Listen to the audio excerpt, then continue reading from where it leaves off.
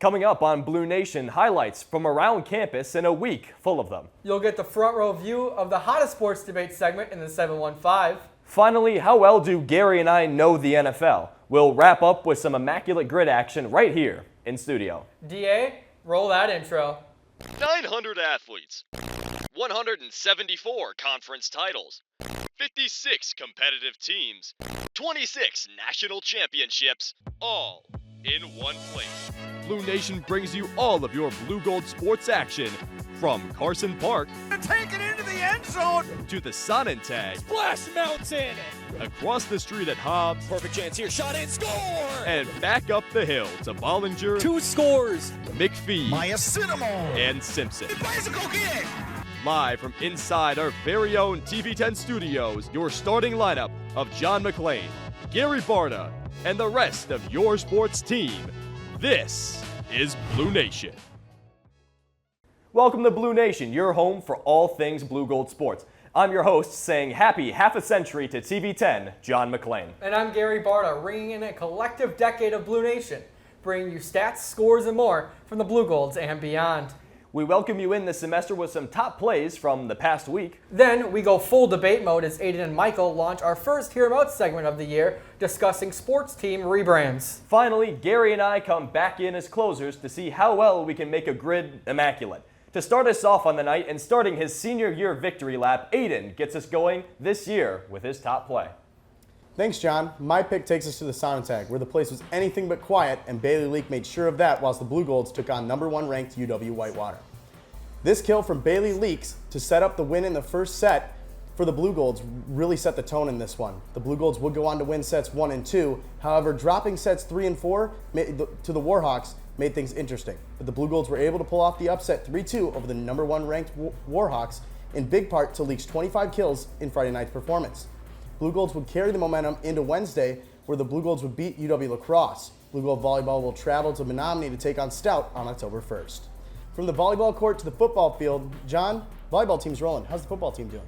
Well, the Golds have been playing some of their best football to start the 2025 campaign, and the return to Carson Park on Saturday matched that tone.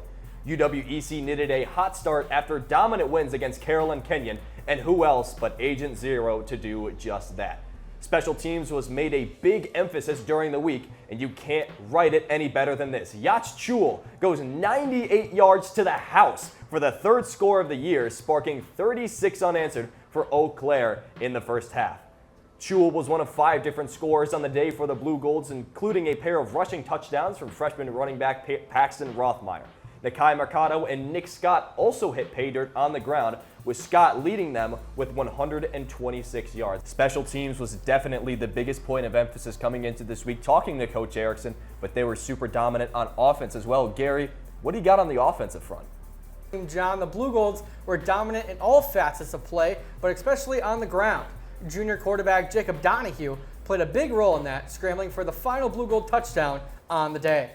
Donahue, who was the third Blue Gold quarterback to play, kept this quarterback design run himself and took it 47 yards to the casa to round out the Blue Gold's spectacular rushing day.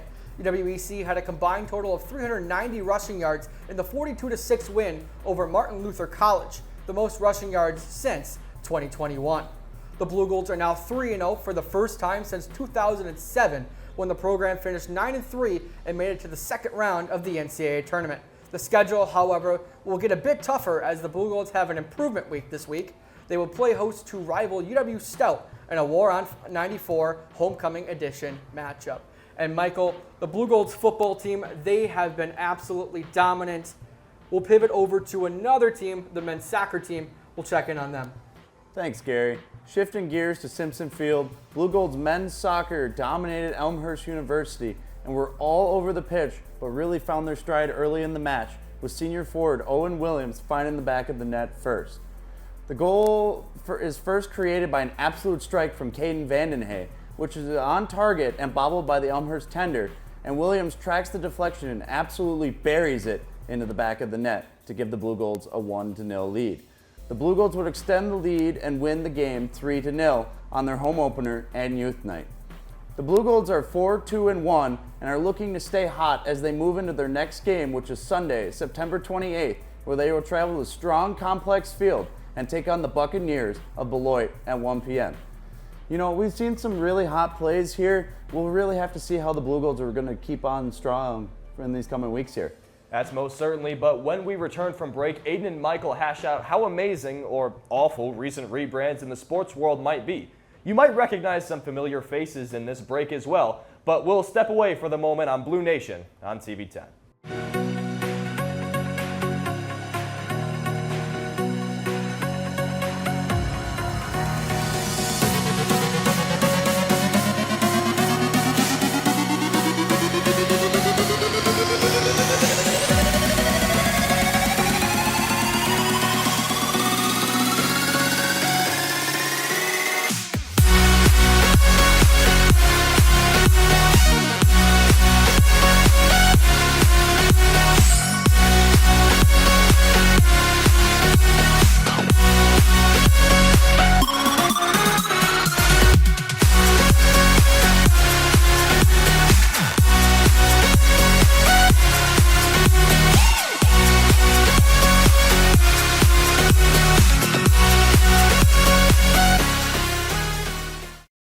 Welcome back into the studio of Blue Nation, where our crew's favorite segment returns.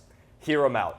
The topic of discussion tonight is sports rebranding, however great, terrible, or simply obsolete, like American Family Field. Both of these guys will get 1 minute each for an opening statement, as well as 8 minutes to drop the gloves. Seniority still holds true. Aiden, your timer starts now. You know, I don't know if I'm going to need a full minute, but some of these don't really, I mean, I have feelings about them, but they're not truly crazy. Others hit really close to home, more recent one, but we can get to that later. I'll throw it to Michael for his opening statement. You know, there's one team that I really cheer for, and they really named it. They're going to get 50 wins all year at best. Let me have my name back, please. It's really all I need for an opening statement. Wow, 10 seconds. That's got to be some record that probably won't be shattered anytime soon. But you guys know the rules. 8 minutes, open debate. Timer starts now. Well, Michael, you know, I think we should really start somewhere close to home. You know, just an hour and a half down the road. I know there's going to be some controversy. I think it's already been stirred up within the Minnesota Wild community. Bring back XL Energy Center. There's no reason to call it Grand Casino. I will say the Wild did kind of save it with the jerseys they dropped today. Those are pretty sick. A nod to their 2000s opening season home jersey. But, I mean, we'll jump around the board. I think we can both agree, though, that XL Energy Center should come back. It should. There's a leak in the roof currently. Seats are getting wet all over the place. I went there for a concert about a week ago. Had to deal with the drip for the entire concert. All right. Let's jump to there's a team near and dear to your heart that you have some feelings about. You know, give me back U.S. Cellular, White Sox Stadium. It's now got changed to Guaranteed Rate Field. I get 50 wins at best a year. Let me have my team back, please. The stadium is all I have left. You know, for a team that's going to be, abandoned in 4 years, I guess I can give it back to you. I don't know about that. We'll go to Nashville. Yeah, maybe that's where they deserve to be. So, one thing that I have some feelings on, and Brewers fans are going to hate me, I like American Family Field. What is wrong with you? American Family Field is a solid name. I don't think it's as bad as people make it out to be. I think it's fine. I don't know. That definitely isn't it. I understand the history with Miller and being brewed in Milwaukee, but I like American Family Field. I don't know about that. That's just like the Charlotte Bobcats become the Hornets and then going back. It's the same thing. I mean, you're not going to get any complaint from me. That's for real. One thing I do want to talk about is the Commanders. Because what were they doing going from football team to Commanders? I mean, they had so many better names that I would honestly rather see them stick with the football team than the Commanders. The Commanders it's not menacing. It's not going to strike fear into any other fan base. It's the Commanders. That sounds like a childhood rec league team. You know, I like it though, Aiden. I actually do like it. That's insane, Michael. I don't understand. I don't think you could possibly. New ownership, new team name, start fresh. Yeah, the name doesn't sound as cool as the one. I'd rather have heard of the Bullets from like the Wizards, but you don't get what you want always, Aiden. You know, yeah, I mean, the Commanders could have been something. I would have rather seen them. There was Wolfpack thrown around a lot. I'd rather seen that. That would have been You could have made some cool merch with that. But you know, Michael, this debate isn't really getting that heated, and I think we should take a step up. Let's go back to Minneapolis, TCF Bank Stadium or Huntington Bank. Which one are you going with? I gotta go with Huntington. That's PJ Fleck is done so much better when it's under Huntington. TCF Bank, that's their curse. That is the Gophers' kryptonite. 2019, Penn State, Minnesota. That was at TCF Bank Stadium. You're going to tell me that 12 or 13 win Minnesota Gophers team would do better at Huntington Bank? You know, I would, Aiden. That might be the worst take I've ever heard in my life.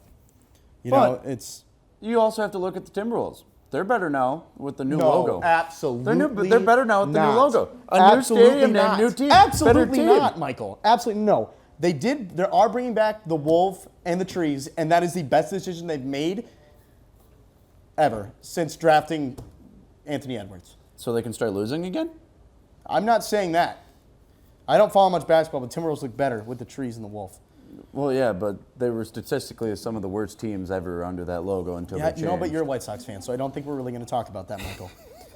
All right, one thing. I know you're a big fan of the Mighty Ducks logo, Anaheim switching back, going back to the NHL, and I think you're absolutely absurd for thinking so. You think I'm absurd for thinking the Mighty Ducks is better? Yeah, I think they could have incorporated the Cup win in the Mighty Ducks logo somehow, but you can't always have it both ways. No, Michael, that's like saying that changing, I just, I can't support you taking a logo. You know why it was stripped in the first place? Disney didn't let them have it. They brought it back with different colors and they let them have it. But you want to know what's crazy? How are you going to take away the nostalgia of booting up NHL 2K10 and pulling up the old school Ducks unis? They went so hard, they were so simple, and I don't see how you can like the new logo. I think their color scheme is whack. I think it's terrible. I don't like the orange. I like the more black and tan notes in that team's logo. You know, I think they went from a bottom tier team That's to insane. a middle No, tier team. they are absolutely terrible. They went to a middle tier team. No, they are still terrible. I don't know. The prime Anaheim Ducks wore the old school logo. Yeah. But you know what really, really ticked me off, Michael? What? How are you supposed to take however many champions the Lakers won and take them out of Staples Center? Oh, it's the same center. It's just under a new name, Aiden. No, it's not the same. The Staples Center, LA Kings, and LA Lakers. You cannot take two Stanley Cups. Well, However many championships with Kobe and Shaq in the Staples Center. Well, they did three-peat. Exactly. Three. You proved my point even more. How are you going to change that name? From Staples Center to Crypto.com. Well, you see, you go out, you see Staples. How many Staples do you see around? How many Staples stores do you see? Michael, They're not doing too well financially right now, I Aiden. don't care, Michael. The Staples Center is iconic. It's the same thing as XL Energy Center. You know, I'm just kidding. Before I get heated, we're going to go back to, we're going to keep it in the NHL. Florida Panthers. I will give it to them. Their logo is clean, but you can't take away the Panther breaking the stick. You can't do it. It's iconic with how many bad teams they had, but it was one of the coolest logos in sports. You know, I will agree with you on that one because Panther breaking the stick, they got to do some sort of uni or something to bring that old logo back. Just, whether it be one game, two, a series, what? They got to bring that back. I don't know. That's just like people wanting to bring the Thrashers back. Everybody wants the Atlanta Thrashers back. Bring back the Atlanta Thrashers, please. NHL, do it. Make it a minor league team even. No, it's got to be in the NHL. Got to be in the NHL. Bucks. We're shifting back to basketball. Bucks. Old or new, Michael? I'm going with the old.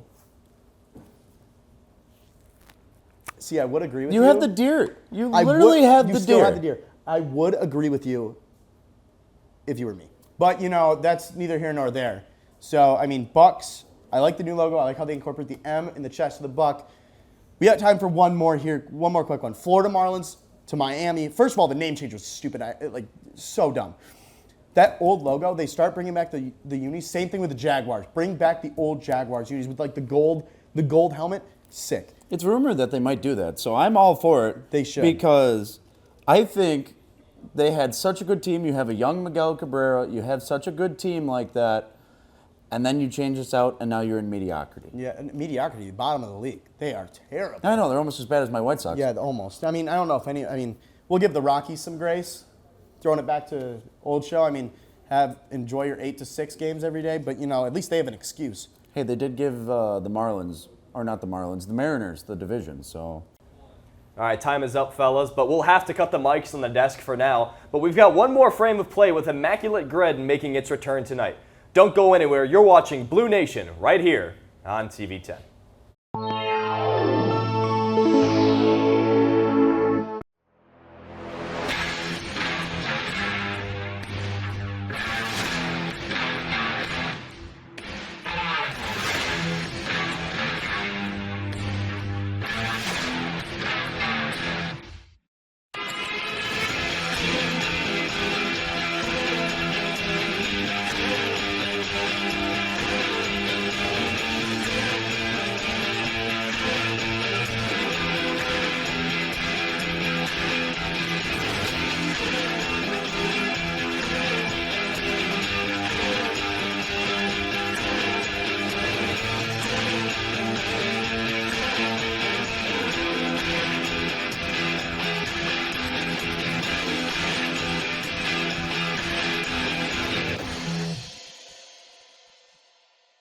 Welcome back to Blue Nation. Before everyone's favorite semi-sonic song, Closing Time, tries to usher the episode away, John and I will try to tackle the newest form of Immaculate Grid, NFL style. If you don't know how Immaculate Grid works, we will have to guess what player fits into the category we are given, going top down, left to right. All right, let's get this thing going. This looks awfully difficult today. Dude, we're going to get it out of the way we'll go with Seahawks Hall of Fame first. I want to say that Steve Largent, I want to say, is the maybe the right one. I don't know if he's in the hall Right here, or not. right here. We'll see. Okay, there we go. Great, awesome. First one down. Oh, dude, we can't get one wrong. Uh-oh. This might end very quickly. Yeah, yeah. All right. Do we want a gimme? We can go Michael Irvin. Sure. Yeah, let's go Michael Irvin in the Cowboys Hall of Fame. Irvin, sorry. Put a V on it, Michael Irvin. Michael Irvin. There it is. That was lower than Steve Largent. Maybe like Emmitt Smith. Yeah, yeah. Could have gone Larry Allen. Is he in the hall? I don't know. Only Allen I know is Paul Allen. Anyways. Do we want Seahawks, his knockout Cardinals? Hall of Fame? Buccaneers Hall of Fame? Go ahead. Is Is Mike Allstott in the hall? Does anyone know? Ooh. I don't know. I don't want to guess that one wrong. Let's go Mike Allstott, the bowling ball himself. I just sold his jersey, unfortunately. Nope. Just Mike, M-I-K-E, and then it's A-L-S-T, right there. Please be in the hall. All right, well, we'll just keep rolling, I guess. We'll go until we hit 0. All right, we'll try the Tampa Bay Hall of Fame one again. What was your gimme? No, I didn't have a gimme on that one. Oh, you did? Did I say I had a gimme? Moving on. All right. Oh, boy. Maybe not that one. Oh, jeez. Oh, no. Was Elshon Jeffrey a Cowboy? We can try it. I mean, Hold on. I wasn't for sure winning on at that. this point.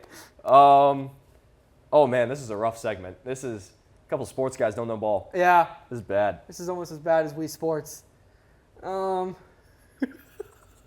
don't talk about that. I promise I'm better off camera.